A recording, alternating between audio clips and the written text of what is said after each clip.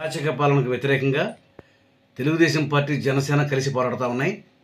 నిన్న తాడేపల్లిగూడెంలో జరిగినటువంటి జనసేన తెలుగుదేశం పార్టీ శంఖారావానికి అశేష ప్రజానీకం హాజరైతే సభ విజయవంతం అయితే తాడేపల్లి ప్యాలెస్లో ఉన్న జగన్మోహన్ రెడ్డికి ఉణుకు మొదలైంది.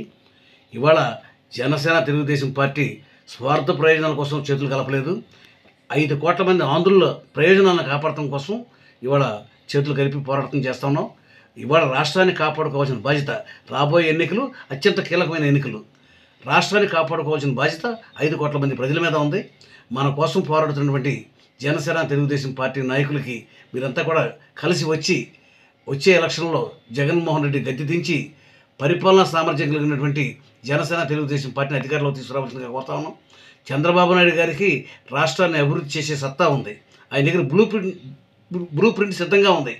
ఆయన అధికారంలోకి రాగానే జనసేన తెలుగుదేశం పార్టీ కలిపి రైతు ప్రయోజనాలను కాపాడటం, నిరుద్యోగ సమస్యను పరిష్కరించడం, ఇవాళ రోజున ప్రజాధనం దుర్వినియోగం కాకుండా దోపిడీ జరగకుండా ఇప్పుడు ప్రజాస్వామ్యాన్ని కాపాడటం. ఇవాళ తెలుగుదేశం పార్టీ వస్తేనే, జనసేన వస్తేనే ఈ రాష్ట్రాన్ని మనం కాపాడుకోగలం. వారిద్దరు కూడా చేసే పోరాటానికి ప్రజలంతా కూడా కలిసి వచ్చే ఎన్నికల్లో జగన్ని గద్దె దించి జనసేనని తెలుగుదేశం పార్టీని అధికారంలోకి తీసుకురావాల్సిందిగా విజ్ఞప్తి చేస్తాను.